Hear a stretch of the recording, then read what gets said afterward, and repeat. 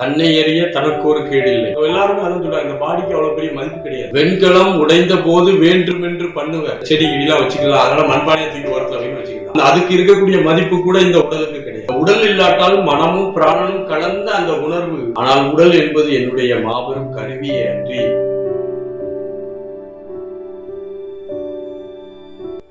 நான் யார் அப்படிங்கிறதுக்கு நமக்கு ஒரு விடை கிடைக்கும். நான் யார் எல்லாரும் நம்ம என்ன நினைச்சுக்கிறோம், நான் யாருன்னா ஒரு பிலாசபிக்கலான தத்துவம் கிடையாது.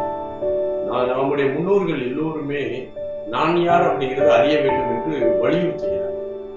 தன்னை அறிய தனக்கு ஒரு கேடு இல்லை, தன்னை அறியாமல் தானே கெடுகின்றான், தன்னை அறியும் அறிவை அறிந்த பின் தன்னையே தான் அர்ச்சிக்க தான் இருந்தானே திருக்குறள் சொல்ற. தன்னை அறிய தனக்கு ஒரு கேடு இல்லைன்னா இப்ப சொல்லியிருக்காங்க. நம்ம யாருன்னு தெரியணும் சொல்றாங்க. என்னுள் இருந்த ஒன்றை யான் அறிந்தது இல்லையே, என்னுள் இருந்த ஒன்றை யார் அறிய வள்ளீர், என்னுள் இருந்த ஒன்றை யான் அறிந்து கொண்ட பின் என்னுள் யான் இருந்திருந்து உணர்ந்து கொண்டேனே. ஸ்லோவாக்கியார் சொல்றாரு. எல்லோருமே சொல்லுகிறார்கள் நான் யார் அப்படிங்கிறத நீ ஆத்ம விசாரணை பண்ணிட்டே இருந்து நீ கடைசியில ஒரு நிலையை அடைந்துடுவாய். எல்லோருமே நான் யார் என்பதை தெரிந்து கொள்ள வேண்டும். இப்ப நம்ம எல்லார்ட்டையுமே கேட்டோம்னா நம்ம குழப்பிடுவோம். நீங்க யாருன்னு கேட்டீங்கன்னா நான் என் பேர் ராஜா, என் பேர் முருகன் அப்படின்னு நம்ம ஒவ்வொருத்தரும் சொல்லிடுவோம். உடலுக்கு பேர் சொல்றோம். சரி, அப்ப அவங்க திடீர்னு ஒரு ஆள் செத்து போயிட்டாலும் வச்சுக்கோங்க.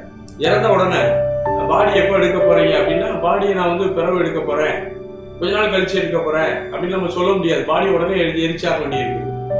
எல்லாருமே அதான் சொல்றாங்க, இந்த பாடிக்கு அவ்வளவு பெரிய மதிப்பு கிடையாது. இந்த நம்ம மனித உடலை இல்ல சார், எங்க தாத்தா உடல் ஒரு 6 மாசம் வச்சு கொஞ்ச நேரம் வீட்டுல வச்சு நாங்க பார்த்துட்டு 6 மாசம் கழிச்சு இந்த பாடியை எடுத்து நாங்க ரிமூவ் பண்ணிடுறோம் அப்படின்னு சொல்ல முடியாது.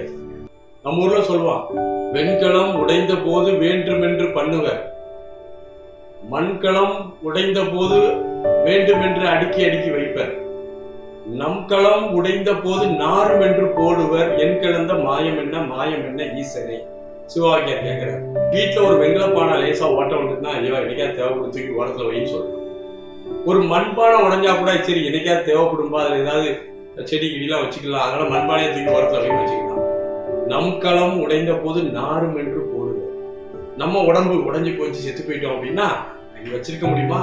அப்போ ஒரு வெங்கலப்பானைக்கும் ஒரு மண்பானைக்கும் அதுக்கு இருக்கக்கூடிய மதிப்பு கூட இந்த உடலுக்கு கிடையாது. அப்ப இந்த உடல் நான் அப்படின்னு நம்ம நினைக்க முடியாது. இந்த உடல் என்பது நம்முடைய கருவி, ஒரு டூல், உயர்ந்த டூல். இந்த உடல் இல்லாட்டாலும் நம்ம இருப்போம், அதுதான் ஆன்மீகம். இந்த உடல் இல்லாட்டாலும் மனமும் பிராணனும் கலந்த அந்த உணர்வு நிலை பயணிக்கிறது. இந்த உடல் நான் அப்படின்னு நம்ம சொல்லலாமா, அல்லது இந்த உடல் என்னுடையதுன்னு சொல்லலாமா அப்படின்னு ஒரு கொஸ்டின் எடுத்து பார்த்தா, இந்த உடலானது என்னுடையது, ஆனால் உடல் நான் அல்ல. நான் உடலை பயன்படுத்துகிறேன், இந்த உடலை கொண்டிருக்கிறேன், இந்த உடலை நான் வைத்து என்னுடைய உணர்வு உணர்ச்சிகளை நிறைவேற்றிக் கொள்கிறேன். ஆனால் உடல் என்பது என்னுடைய மாபெரும் கருவியே அன்றி நான் உடல் அல்ல.